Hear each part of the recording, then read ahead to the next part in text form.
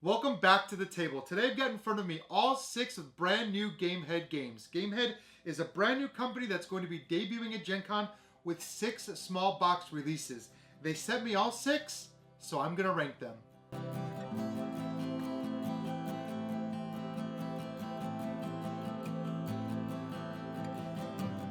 Number 6 for me is Corgi Pileup. Now, this game features corgis and some great artwork, so I think for a lot of people this might be number 1. But for me, it's number 6 because I had to start somewhere and I decided to start with Corgi Pileup. Now, this feels kind of like a trick-taking game, but it's really not. You're building this pile of corgis, 15 corgis, and you're kind of stacking them up. You want to be close as you can to 15 points without going over. The person that goes over is going to lose, and then you're going to look at who actually was closest to 15. But it's done in an interesting way. Like a lot of trick-taking games, when somebody plays a card, you can play a higher card and you can take that trick. Or instead of playing the higher card, you can play the lowest possible card from your hand and slide under it, forcing someone else to take the trick. Taking tricks aren't necessarily good or bad, but what you're doing by taking the lead is choosing the card that's going to get played and potentially letting people slide under it by getting rid of some of those cards. Now, you're going to play through a certain number of hands until you have 1 card left. That 1 card, everyone's going to play at the same time. That's how many points you're going to gain. So you need to try to time it exact by leaving maybe one of the lower cards in your hand, or if you're behind, maybe you want to leave one of the 10s and you want to swing all the way to the top. A lot of the cards will also have special powers that trigger, so there's a lot that goes into playing it.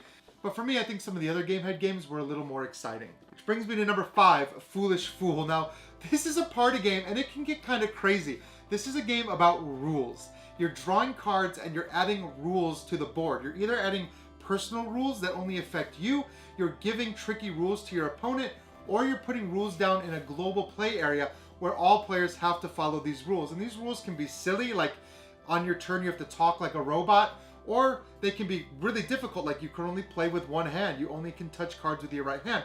You've got to be thinking about these things because as this game progresses, you're going to be stacking more and more rules. And these are kind of different colors, so there can always be like 3 rules out in the center. You can have a pile of personal rules. And then the real trick is the rules that you pass to other people, because you can see rules that are very difficult that you have to pass. And what starts off as a very simple game of like, oh, well, this is easy, I've only got 1 rule to follow in front of me, becomes crazy as everybody's got all these different rules. People are saying things. Every time somebody draws a card or reads a card or plays a card or covers a card or whatever, you've got to say, thank you, or can I have another, or good job, or just like all these random things. And your job isn't just to follow your rules, but to catch the other players that are maybe making mistakes with their rules. So again, I don't think this game is going to be for everyone because of just the zany, silly party game mentality that's behind it. But if you enjoy a good laugh, Foolish Fool is full of them. Number 4 is Venture Angels. This is a reprint of a game from Bruno Faidutti where you're going to be investing in these different projects. A number of projects are going to come out based on the number of players playing, and you're going to be bidding for control of these projects. The trick here is that all of your bids are face down at the start of the game, so you don't know who's bidding what, and there's a variety of different increments you can be bidding, including a 0. The trick here, though, is that each project has a funding goal. If that funding goal is not met, nobody gets the project. So you're looking around, and you might see a funding project that has a lot of chips, but that doesn't necessarily mean it funds, because a lot of players may have played their 0s. So there's a little bit of a guessing game here, a little bit of mind games of trying to determine if a project is going to fund or not, because you want to be the one that funded the projects that get funded. You want to have contributed the most to those projects. If you do, you'll win that project. But one project every round is going to be overhyped. The project that got the most funding is taken out of the game.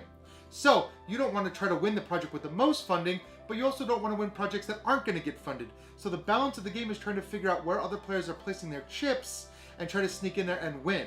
At the end of the game, you're going to score points for each project of a different color that you have. So getting a bunch of the same color is also not good. So you want to try to spread your influence out and win these different projects. Now, in later rounds, you do get a little bit of help, because as players take projects, however many projects they have in front of them, they have to play that many of their tokens face up. So you actually get to see their funding number. So if somebody does take like an early lead, then you'll have the option to, maybe catch up to them by making sure that they don't get projects. It feels like a Euro-y game, but it's in a very small box, and it literally plays in about 20 minutes. So this scratches a lot of those like economic itches, and definitely if you like bidding games, this is one you're definitely going to want to check out. 3 is First Class Letters. This is a roll and write game from the designer of Fiction, Peter Hayward, which I love. I love that game so much.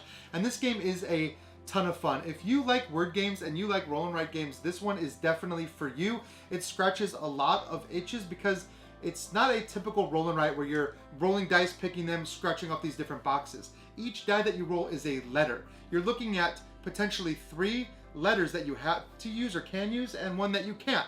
There's a red die that you can't use. You're trying to come up with a word that uses as many of those letters as many times as possible, but doesn't use the red letter. If you can come up with a word that uses all 3 letters, you get some bonus points. You get double your score for that letter. But if you can just use a couple, if you can use them multiple times, you'll score for every time that letter appears. So like if it's a P, you can say apple, get 2 points. But if the red die was an E, and it is often a vowel, then apple's not an option for you. So it can be quite tricky to come up with a word that fits without actually using that red letter. But that's not the part that makes this game tricky. You're going to have a sheet of paper, and on that paper, you're going to get to write your word on any of the lines. But at the end of the game, when you go down the lines, each entry on that list has to be alphabetized in alphabetical order. So at the end of the game, you have to check your sheet, and if it's not fully alphabetical, you don't score the ones that are in the wrong spot. To make matters worse, at the start of the game, you're going to roll the 3 brown dice. You're going to alphabetize them. You're going to fill in 3 spots on your sheet. You're going to put the C. Those words in those spots on your sheet have to start with that letter. So you're going to be in a situation where you know like the second one is C and then a little bit down is K. You've got to fill in the blanks between the C and the K. But you might fill that in with like a D or an E, which means later when you roll that F, you don't have a spot to put a word that starts with F. So it actually becomes very tricky, especially towards the end of the game, where you only have like maybe 1 spot left and it has to be like a very limited range. Like you filled in your sheet to the point where the only letter that you could actually fit is a D, and you're sitting there struggling to come up with a D word that fits with the letters that were rolled, and you might end up scoring something with like 1 point, like dig, because you just couldn't think of a longer letter that started with a D. So this is definitely a puzzly word game, and it actually has a more advanced mode where you can actually set one of these 3 dice as priority, meaning your word has to include that letter and cannot include the red letter. So you can add a little bit more of a layer of difficulty, but I love word games. I love coming up with fun words, and this game really satisfies that. Number 2 for me is No Loose Ends. Now, there are a few things that I like more in life than Japanese trick-taking games. I love them, which is why No Loose Ends is getting a little bit higher on my list.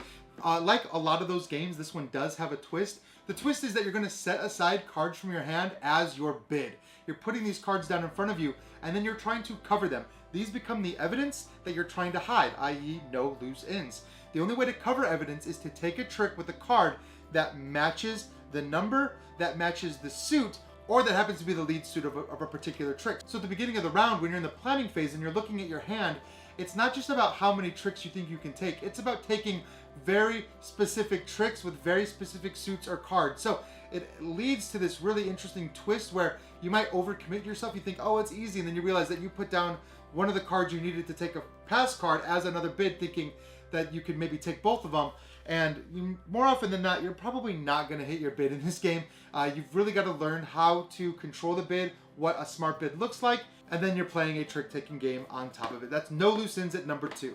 And of course, that brings me to my number 1, Trinket Trove.